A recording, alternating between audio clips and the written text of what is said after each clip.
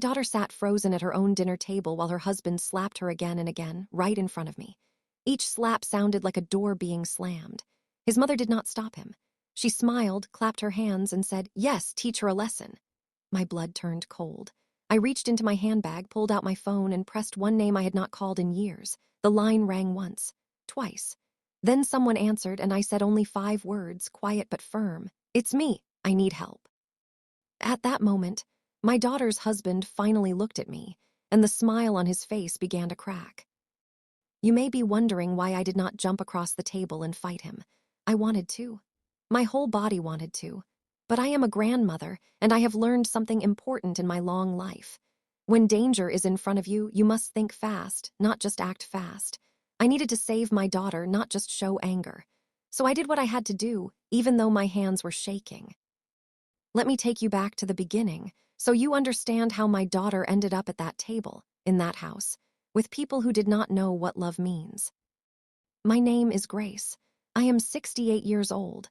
I bake the best meat pie in my street, and I still wake up early to sweep my yard.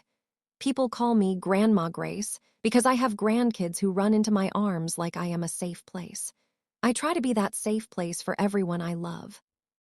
My daughter's name is Lily. She is 32. When she was little, she used to sing while washing plates.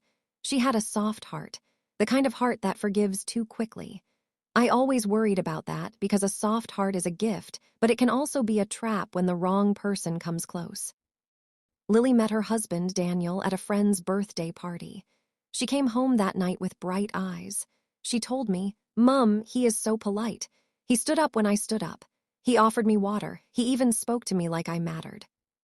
I remember smiling, but also watching her face closely. I have seen many kinds of men. Some men are kind for real. Some men are kind like a mask. You do not know which one it is until the mask starts to slip. Daniel started visiting our home after that. He brought small gifts, fruit, biscuits, sometimes flowers. He greeted me with respect. He called me Ma and asked about my health. He told Lily, "A woman like you should never suffer." If you were watching from outside, you would say, "This is a good man." Even my neighbor, Auntie Rose, said, "Grace, your daughter is lucky. This one is a gentle man." But I noticed small things. One day, Lily was laughing with her younger cousin on the phone. Daniel walked into the room and stood very still. He did not shout. He did not complain. He only asked, "Who is making you laugh like that?" Lily said, "Oh, it's my cousin." Daniel smiled, but his eyes did not smile. He said, "Okay, just remember you are not a child again."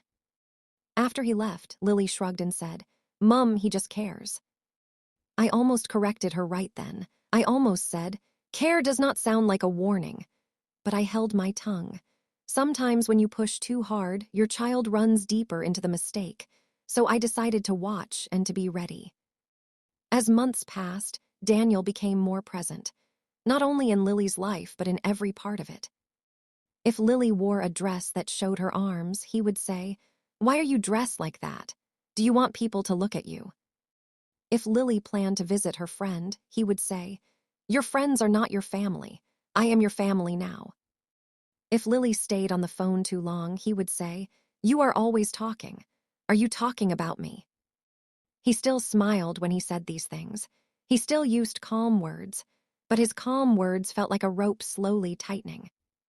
The first big fight happened the day Lily got a job offer. She came to me, dancing around the sitting room like a little girl again. "Mum, I got it. They want me to start next month." I hugged her. I thanked God. My daughter was smart and she loved to work. Having her own money gave her strength. When Daniel heard, he did not clap.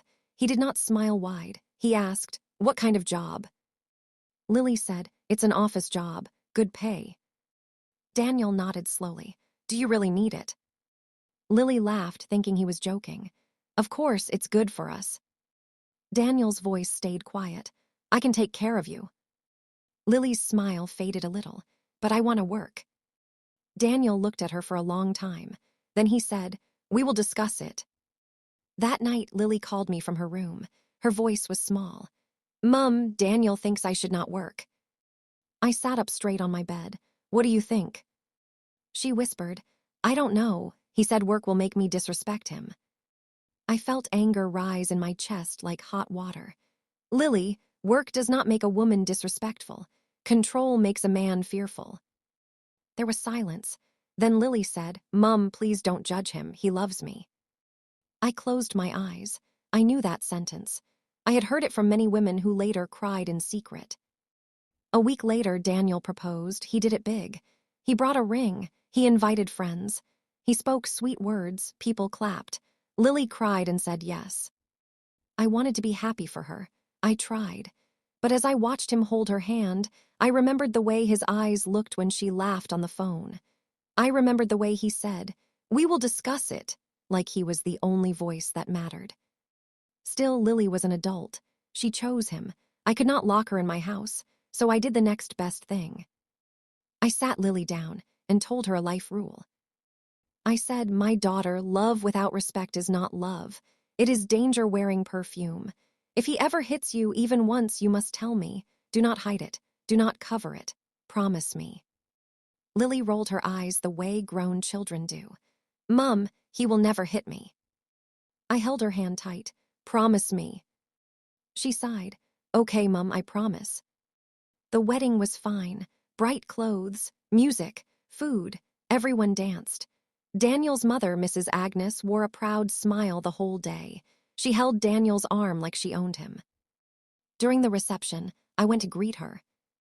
I said, Good afternoon, Mama. Thank you for raising a son who will care for my daughter. Mrs. Agnes looked me up and down as if she was counting my bones. Then she smiled, but it was a thin smile. A son is a son. A wife must learn her place. I laughed softly, thinking it was just old talk. But later, when I remembered those words, I wished I had taken them more seriously. After the wedding, Lily moved into Daniel's house. It was not far, but it felt far. When a woman enters a new home, she enters a new world with new rules. At first, Lily sounded happy.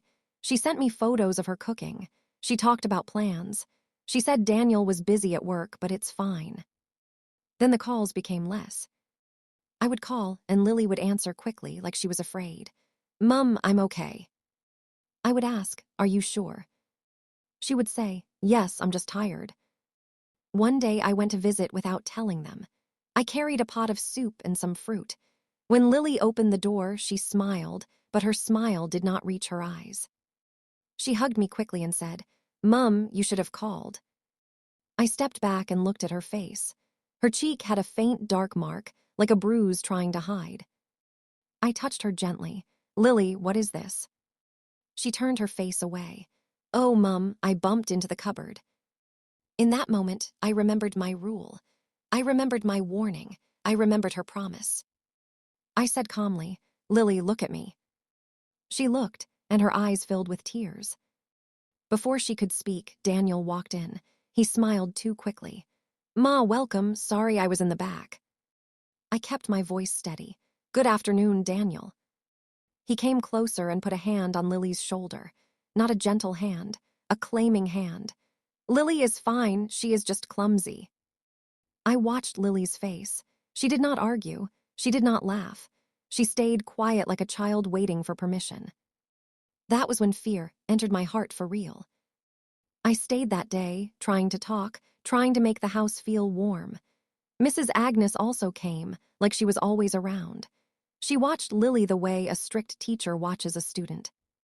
At dinner, Lily served food. Daniel ate without saying thank you. Mrs. Agnes tasted the soup and frowned. This is too salty, she said. Lily said softly, I can fix it. Daniel dropped his spoon hard on the table. So you want to poison us? Lily's eyes widened. No, I didn't mean. Mrs. Agnes leaned back and crossed her arms. A woman must be corrected early before she becomes stubborn. I held my spoon tight. I wanted to shout, corrected how? But I did not want to set off a storm with Lily trapped in the middle, so I spoke carefully. I said, Mama Agnes, everyone can make small mistakes. We can speak with kindness. Daniel's eyes turned to me. Ma, in my house, I handle my wife. The room went cold. Even the air felt heavy. I looked at Lily. Her hands were trembling as she reached for the salt. Her shoulders were tight. She looked like someone walking on broken glass. I decided then that Lily could not stay in that home like this, but I needed her to agree, or at least to be ready. If I dragged her out without a plan, she might run back. Fear does that. It makes people return to the cage because the cage is familiar. So I said something small, something safe. Lily, come spend the weekend with me soon. I miss you. Daniel answered before Lily could. We will see. That night when I went home, I could not sleep. I kept seeing that faint bruise. I kept hearing Daniel's words. I handle my wife. The next morning, I called Lily early. She did not answer. I called again. No answer.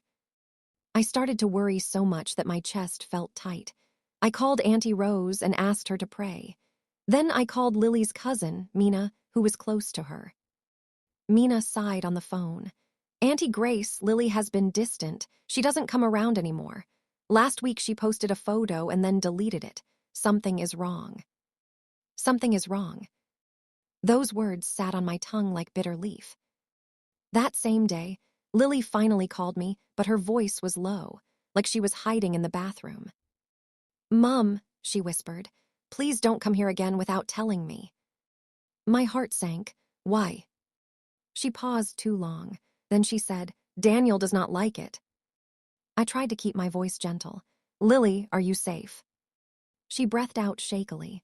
Mom, it's just stress. His mom says I talk too much. Daniel says I question him too much. I am trying to be a good wife. I closed my eyes and spoke slowly.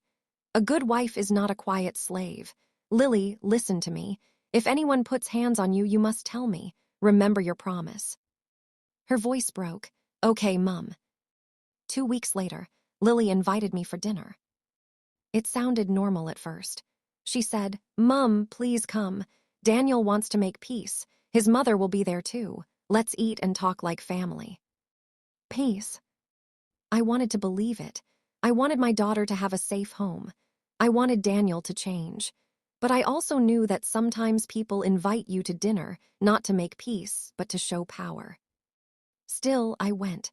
Because if something was happening in that house, I needed to see it with my own eyes. I needed Lily to know she was not alone.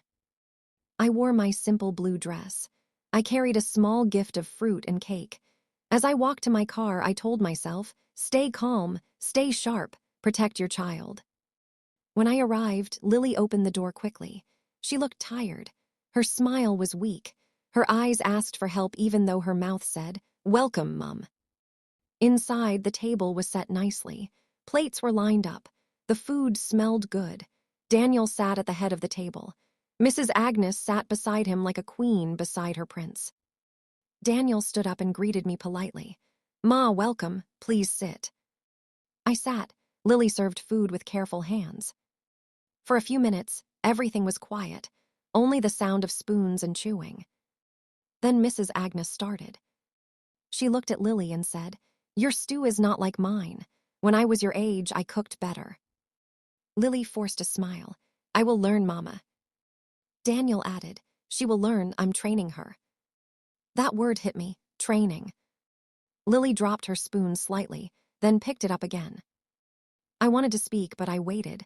I watched, I listened. Mrs. Agnes said, Daniel told me you have been complaining about money. Lily's eyes widened. I did not complain, Mama. I only asked about savings. Daniel's face changed. His jaw got tight. So now you are correcting my mother. Lily shook her head fast.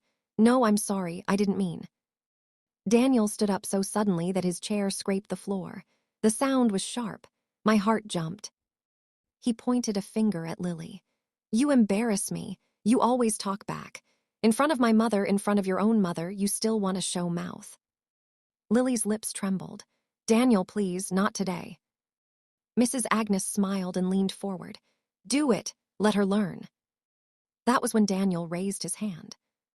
And before I could even stand, the first slap landed on Lily's face. A loud crack. Lily cried out.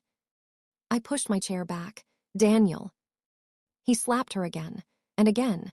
Each time, Lily's head jerked to the side. Tears flew from her eyes. Mrs. Agnes clapped, smiling like she was watching a dance. Yes, teach her a lesson. My blood turned cold, just like ice water. I felt rage, fear, and shock all at once. I reached for my phone. I did not shout. I did not beg. I made one call.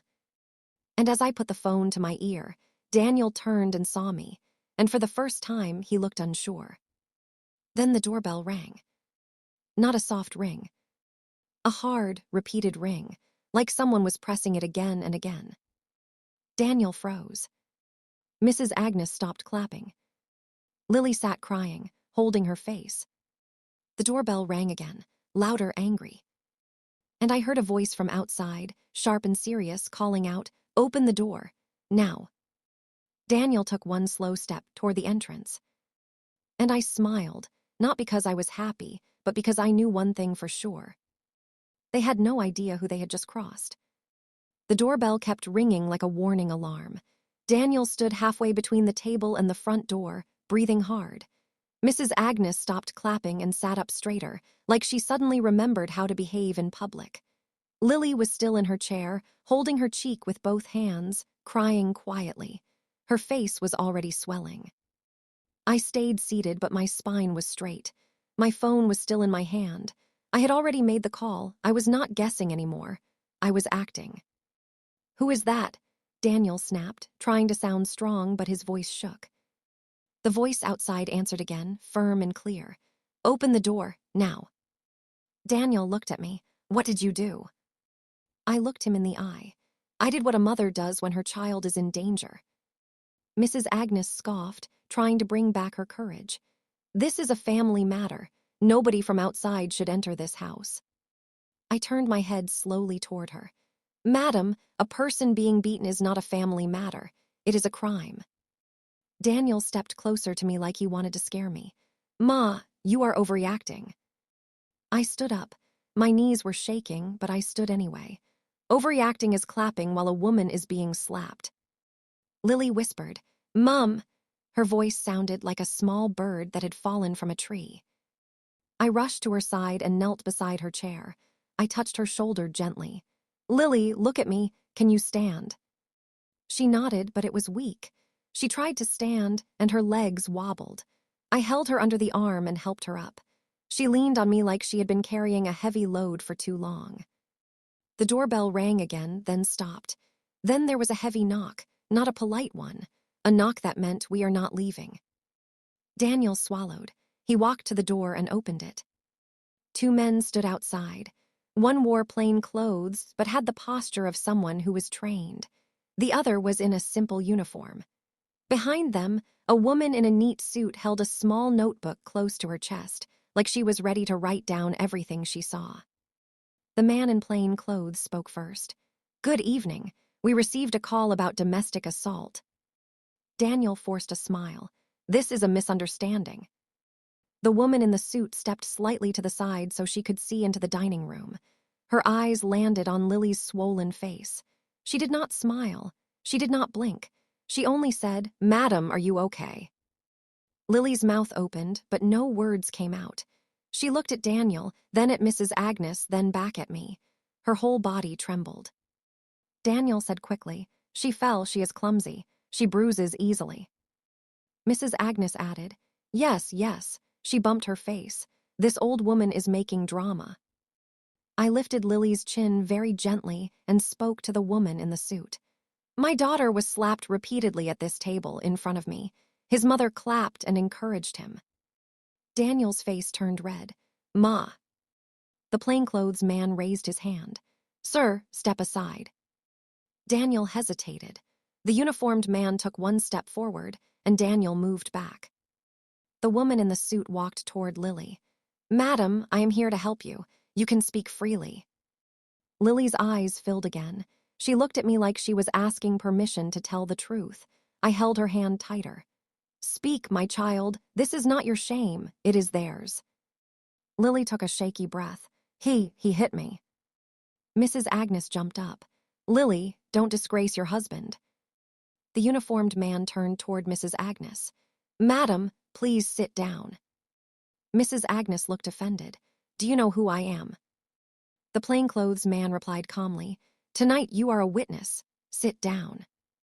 For the first time, Mrs. Agnes looked scared. Not because she felt sorry, because she realized she could not control the room anymore. Daniel tried to laugh. "This is too much. You people came because of a small slap, in a marriage." The woman in the suit stared at him. "There is no such thing as a small assault." Daniel looked at me again, hatred burning in his eyes. "You called them." "Yes," I said, "and I would do it again." Lily leaned into me and whispered, "Mum, I'm scared." "I know," I whispered back, "but you are not alone." The woman in the suit asked Lily a few questions in a calm voice. "When did it start? How often? Has he ever threatened you? Has he ever stopped you from seeing family or friends?" Lily answered slowly, like she was learning how to speak again after being silent for too long. With every answer, Daniel's face tightened. His confidence was leaking away. Then the plainclothes man said, "Sir, we need to speak with you outside." Daniel's mouth fell open. "Outside? Why?" "Because this is an active report," the man replied, "and we need to make sure everyone here is safe." Mrs. Agnes shouted, "This is nonsense. You cannot take my son anywhere." The uniformed man looked at her. "Madam, if you interfere, you will also be handled." Mrs. Agnes froze. Daniel walked outside with them, still arguing, still calling it a misunderstanding, still trying to sound powerful. The woman in the suit stayed with us. She turned to me. "Ma, you did the right thing calling." I nodded, but my throat felt tight. "I should have acted sooner." She said, "Many families wait too long. The important thing is you acted now." Lily was shaking like she was cold. I wrapped my scarf around her shoulders. "We are leaving," I told her. Mrs. Agnes stood up. "Leaving to where? This is her home." I turned to her. "A place where you clap while she is hit is not a home. It is a cage." Mrs. Agnes sneered. "You are turning her against her husband." I spoke slowly, so every word would land. "No," his hands turned her against him. Lily looked at Mrs. Agnes and then said something that shocked even me. Her voice was soft, but it was clear. "Mama, why did you clap?" Mrs. Agnes blinked like she did not expect to be questioned. Then she rolled her eyes. "Because a woman must learn. If not, she will grow horns." Lily's tears paused. She stared at her mother-in-law with a new kind of look. Not fear, not confusion. It was the look of someone finally seeing the truth. I felt a strange low moment then. Not low like quiet, low like sadness, because I realized something painful. Mrs. Agnes was not clapping because she loved her son. She was clapping because she wanted Lily broken. Some people want control more than they want peace. The woman in the suit wrote something in her notebook. Her pen moved fast. A few minutes later, the door opened again. Daniel walked back in, and behind him were the two men. Daniel's shoulders were stiff. The uniformed man said, "Sir, you need to come with us for further questioning." Daniel laughed loudly, too loudly. "This is madness. I will call my lawyer." The plainclothes man nodded. "You can, but you are coming with us." Mrs. Agnes screamed, "No, you cannot take my son." The uniformed man stepped between her and Daniel. "Madam, step back." Mrs. Agnes tried to grab Daniel's arm. Daniel yanked free. For a second, I saw fear on his face. Not fear for Lily, fear for himself. He turned toward Lily. "Tell them it was a mistake. Tell them you fell." Lily looked at him. Her eyes moved to his hands. Then she looked at me. Her lips trembled, but she did not obey him. She did not speak the lie he wanted. That was a high moment, not because it was loud, but because it was brave. A woman's first no can be more powerful than a man's shouting. Daniel's face twisted. He took one step toward her. The plainclothes man blocked him. "Sir, enough." Daniel stopped. He glared at Lily. "You will regret this." I stepped forward. "No, Daniel, you will regret what you did." The men escorted him out. Mrs. Agnes followed them to the door, crying and shouting and calling Lily names. "Wicked woman, ungrateful woman, you will suffer." When the door finally closed, the dining room felt strangely quiet. The plates on the table still had food on them. The candles were still burning. It looked like a normal dinner scene, but it was not normal anymore. It was the place where my daughter's life had started to change. The woman in the suit gave us a card with contact details and spoke gently. "Madam Lily, we can help you with a safe place and next steps. You can also seek medical care." Lily nodded slowly, like her mind was still trying to catch up. I said, "We are taking her to my house tonight." The woman said, "That is fine, but be careful. Sometimes when control is taken away from an abuser, they become more dangerous." Her words made my stomach tighten. "I understand." She looked at Lily. "Madam, do you have any personal items you need? Clothes, documents, medication?" Lily glanced around the house like she was looking at it for the first time. "My ID, my phone charger, my marriage papers." I said, "We will take only what we need. We will not waste time." We moved quickly. Lily walked to the bedroom with me. Her hands shook as she opened drawers. She picked up her ID, a small bag, and some papers. I noticed something on the bedside table. A small notebook. It was worn at the edges, like it had been opened many times. Lily saw me looking and quickly covered it with her hand. "What is that?" I asked gently. Lily swallowed. "Nothing." I placed my hand on top of hers. "Lily, you can tell me." Her eyes filled again. It's where I write things when he hits me, when he threatens me, dates, times, things he says." I felt a cold wave move through me. "How long have you been writing?" She whispered, "Almost a year." Almost a year. My chest hurt, not because of anger, but because of guilt. My child had been suffering and counting days like a prisoner. I took the notebook carefully. "This is important. Do not lose it." She nodded. We walked back into the sitting room, and I saw something else that made me pause. On the wall was a big family photo. Daniel, Lily, and Mrs. Agnes. They were smiling in the picture, looking perfect. Lily looked at it and said quietly, "I tried so hard." I squeezed her hand. Trying harder does not fix a person who enjoys hurting you. That night, we left the house. Lily stepped out like she was stepping out of deep water. The air outside felt fresher. In the car, she sat in the back seat, silent. I could hear her breathing, shaky and uneven. I wanted to talk, but I also knew she needed time. Sometimes, after fear, the mind becomes quiet because it is tired. Halfway home, she finally spoke. "Mum, will people laugh at me?" I kept my eyes on the road. Some people will talk, but people who love you will stand with you. She whispered, "I feel ashamed." I answered carefully because this was the lesson part, and she needed it in simple truth. "Lily, shame belongs to the person who does wrong, not the person who is hurt. When you carry shame that is not yours, you become weaker. Drop it." She nodded, but tears ran down her cheeks again. When we reached my house, I helped her into the guest room. I cleaned her face gently with warm water. I put a cold cloth on her swollen cheek. I made her tea. She held the cup with both hands like it was the only steady thing in her world. Then she looked at me and said, "Mum, he said if I ever leave, he will destroy me." I sat beside her on the bed. "Did he say how?" She hesitated. Then she reached into her bag and pulled out her phone. Her fingers moved slowly. She opened something and handed the phone to me. A message from Daniel. It read, "If you leave this house, I will make sure you never see peace. You think your mother can save you. I will show you both." I took a deep breath. This was not just anger. This was a threat. I looked at Lily. "Do you still have more messages like this?" She nodded. "Many." "Good," I said, even though it did not feel good. "Save everything. Do not delete anything. Evidence matters." Lily stared at me. "Mum, what will happen now?" I spoke plainly. "Now we protect you. Now we tell the truth. Now we stop hiding." She looked away. "I'm scared he will come here." I stood up and walked to my window. The street was quiet. The night was dark, but my mind was not calm. I knew what abusers do when they feel exposed. They try to grab control back. I locked the doors. I checked the gate. I kept the lights on.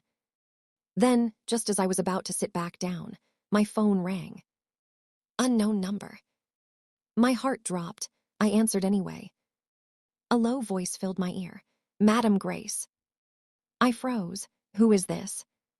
The voice chuckled softly. You think you are smart. You think calling people makes you powerful. It was Daniel. My blood went cold again. How did you get this number? His voice became sharper.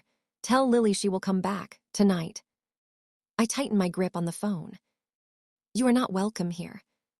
He laughed. You cannot stop me. Then he said something that made my knees weak. I'm outside your gate. At that exact moment, I heard it.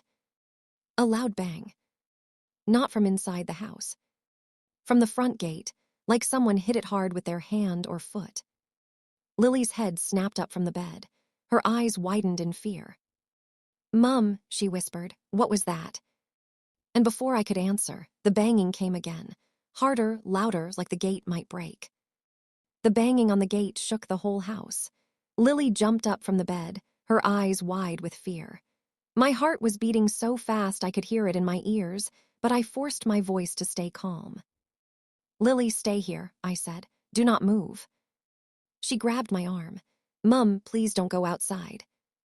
I won't, I said, but I need to see what is happening. The banging came again, louder this time. I heard Daniel's voice from outside, angry and wild. Open this gate, you can't hide her from me. I felt a cold fear run through my body, but underneath it was something stronger. Anger, not loud anger, the kind that makes you steady. I walked to the sitting room and picked up my phone again. I did not hesitate. I dialed the same number I had called earlier, then another one. I spoke fast and clear. He is here, at my house, making threats. The voice on the other end said, stay inside, lock everything, help is on the way. I locked the front door, then the back door. I checked the windows. I turned off the outside light so he could not see clearly inside. Then I went back to Lily. She was shaking, hugging herself like a small child. Mum, he said he would destroy me.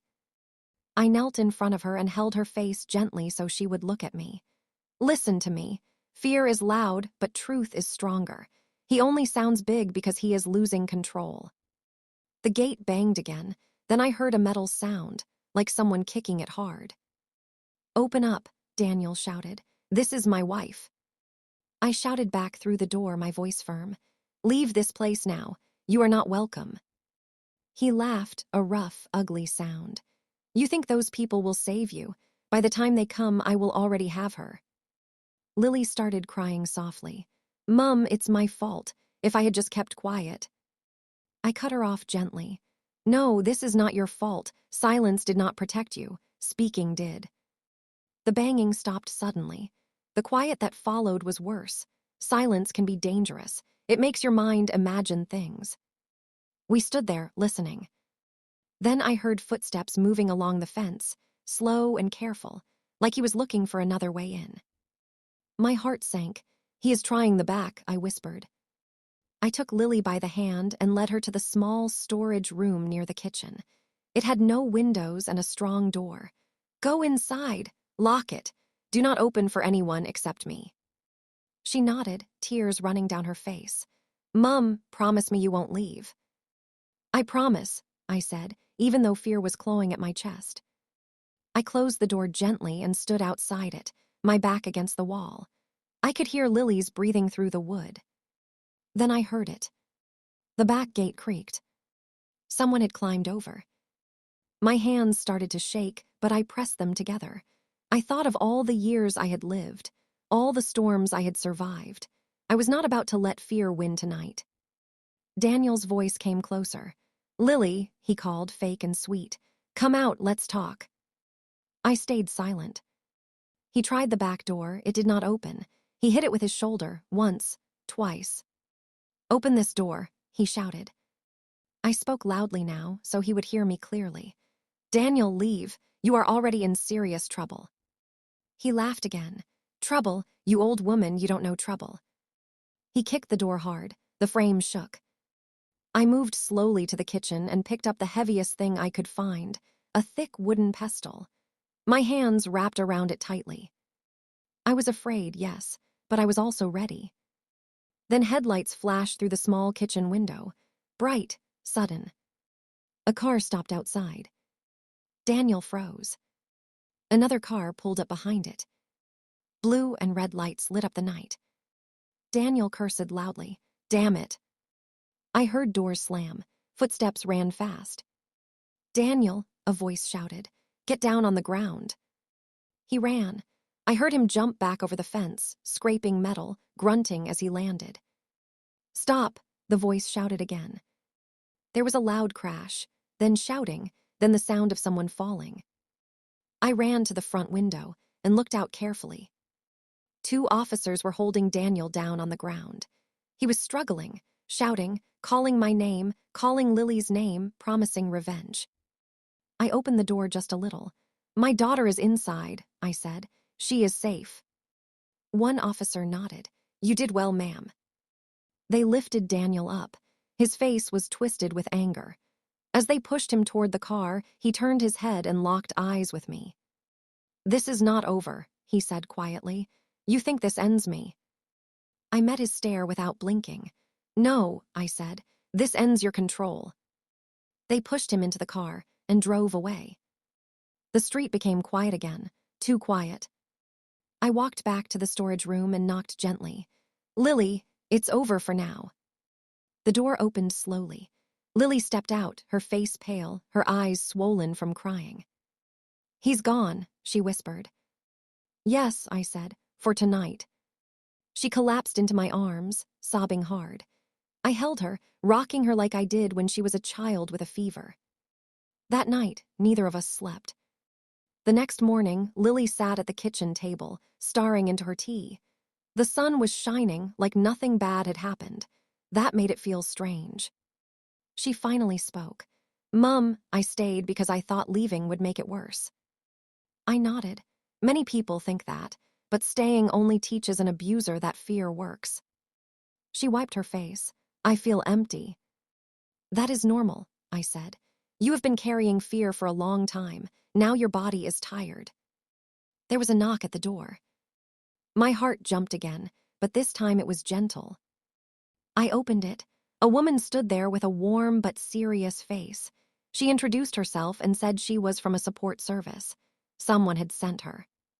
She spoke to Lily kindly. She explained options, safe housing, legal steps, counseling, protection orders. Lily listened quietly. For the first time, she did not say, I will manage. She nodded. That was a small but powerful low moment. Quiet, heavy, honest. Before the woman left, she said something important. Madam Lily, the most dangerous time is when you leave. You must stay alert. After she left, Lily looked at me. Mum, what if his mother comes?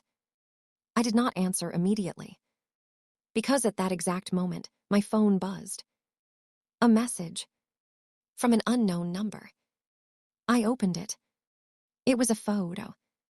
A photo of Lily's workplace building. Below it were the words, You cannot hide forever. My hands went cold as I stared at the phone.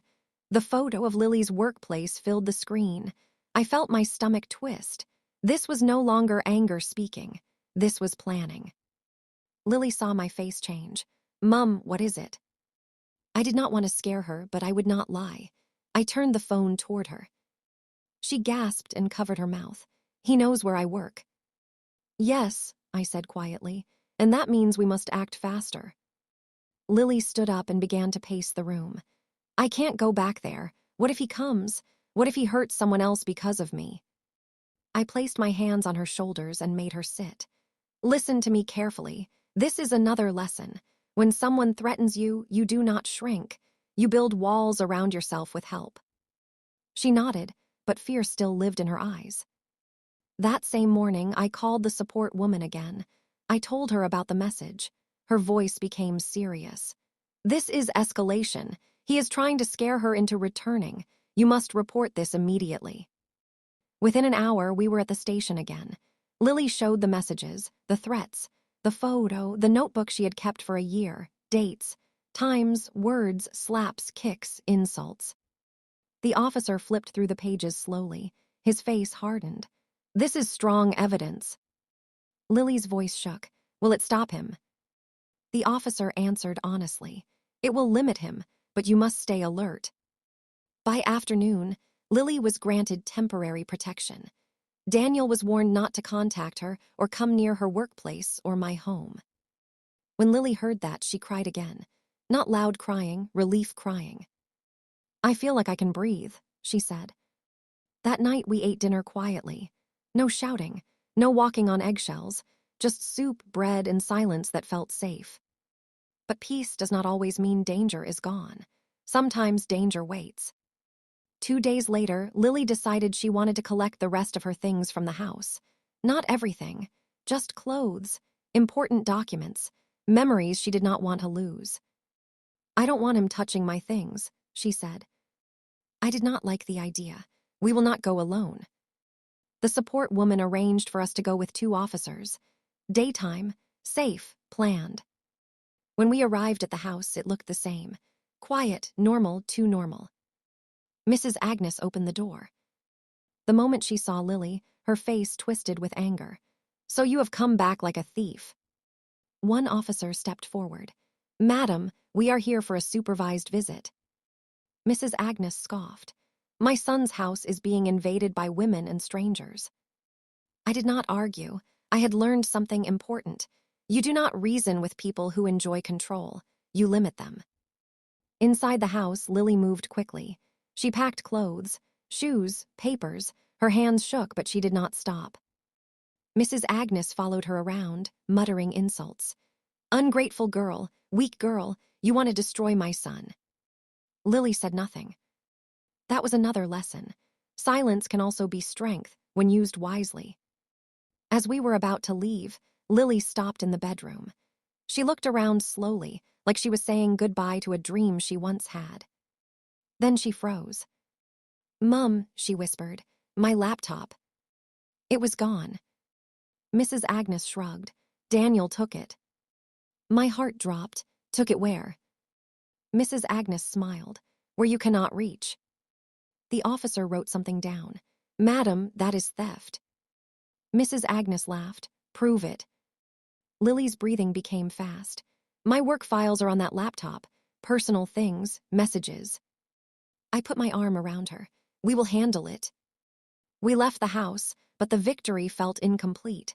Something important was missing, and Daniel knew it. That night, Lily barely slept. At midnight, my phone rang again. Unknown number. I did not answer. Another message came in. You like involving police. Let's see how you like involving your daughter's future. Then another message. A photo. This time, it was Lily's laptop. Open. On the screen was one of her private messages, twisted and taken out of context. My heart pounded. He is planning something worse. Lily sat up in bed. Mum, what if he sends that to my office? What if they think badly of me? I spoke slowly, firmly. Then we get ahead of him. Truth moves faster than lies when you push it forward. The next morning, Lily did something brave. She told her workplace the truth. She did not give details. She did not cry. She simply said she was dealing with a domestic safety issue and might need time. Her manager listened and said, Your safety comes first. Lily cried after that, but this time it was strength crying. For a few days, things went quiet. Too quiet. No messages, no calls, no photos. That silence made my chest tight. Silence from someone like Daniel was never peace. Then, on the 5th night, the doorbell rang. Just once. Soft. Lily froze. I looked through the peephole. Mrs. Agnes stood outside. Alone. Holding a small bag. I did not open the door. She spoke through it. Grace, let us talk, woman to woman. I replied calmly. There is nothing to discuss. Her voice changed, softer, almost sad. My son is suffering. He is losing everything. Please talk to Lily. Convince her to come back. I closed my eyes. Your son caused this. There was a pause. Then Mrs. Agnes said something that made my skin crawl. If Lily does not return, Daniel will not stay calm much longer. I felt anger rise. Is that a threat? Mrs. Agnes laughed lightly. It is a warning. I stepped away from the door and called the police again. By the time I returned, Mrs. Agnes was gone. That night I barely slept. I kept listening for sounds, cars, footsteps. Just before dawn, Lily came to my room. "Mum," she whispered, "I had a dream. He was standing over me, smiling." I hugged her tightly. Dreams lose power when you are awake. But even as I said it, my phone buzzed again. A message. This time no photo. Just words. Tomorrow, she chooses, or I choose for her. I stared at the screen, my heart pounding. Because I knew one thing. Daniel was done threatening. And whatever he was planning next was going to force a final choice. I did not sleep after that message, not even for 1 minute. When the sun came up, I was already dressed. My mind was clear, even though my heart was heavy. Fear had done its shouting. Now it was time for action. Lily sat at the kitchen table, holding her cup of tea with both hands. She looked tired, but something in her eyes had changed. She was no longer shrinking. She was thinking. "He said tomorrow," she said quietly, "so today matters." "Yes," I replied. "And this is the lesson part, Lily. When someone tries to force a choice on you with fear, you take the choice away from them." I made a few calls, not in panic, with purpose. By noon, everything was in motion. The support service arranged a safe temporary place for Lily. Not close, not easy to find. A place Daniel could not just show up to. Her workplace was informed officially about the protection order. Her phone number was changed. Her old accounts were secured. The notebook, the messages, the photos, everything was handed over as evidence. That afternoon, an officer called me. "Ma'am," he said, "Daniel violated the protection order multiple times. The threats, the stalking, the visit to your home, we are taking stronger action." I closed my eyes and breathed out slowly. That evening, Lily packed a small bag, only what she truly needed. As she zipped it up, she paused and looked around my house. "Mum," she said, "thank you for believing me." I held her face gently. I always did, even when you doubted yourself. Before she left with the support worker, she hugged me tightly. "I don't know who I would be right now if you hadn't come to that dinner." I answered honestly. "You would still be you, just buried, and buried things can still be saved if someone digs in time." After she left, the house felt quiet again. But this time, it was not an empty quiet. It was a resting quiet. That night, my phone rang. A different number. The officer's voice was calm. "Daniel has been taken into custody. He tried to approach Lily's workplace despite the order. He was arrested." I sat down slowly. "And his mother?" I asked. "She interfered," he said. "She is being questioned." I thanked him and ended the call. For the first time in weeks, I slept. Days passed, then weeks. Lily began counseling. She learned something important there. Love does not hurt. Love does not threaten. Love does not clap when someone is in pain. She started smiling again, not big smiles, small, real ones. One afternoon, she said something that told me she was healing. "Mum," she said, "I used to think strength meant staying. Now I know strength sometimes means walking away." I nodded, and safety is not weakness, it is wisdom. Daniel faced consequences, real ones, the kind that follow you, not the kind you shout your way out of. Mrs. Agnes stopped calling. Control had finally slipped from her hands. One evening, Lily sat beside me on the porch and asked, "Do you think people like him ever change?" I thought carefully before answering. Some do, many don't. That is why the lesson is not about fixing them. It is about protecting yourself. She leaned her head on my shoulder. I looked at her and felt proud, not because she survived, but because she chose herself. So let me say this clearly, to anyone listening. If someone hits you, humiliates you, scares you, or tells you that pain is love, they are lying. If someone claps while you are being hurt, they are not family. And if you ever find yourself frozen at a table where violence is served like food, remember this. You are allowed to stand up. You are allowed to leave. And you are allowed to make the call that changes everything.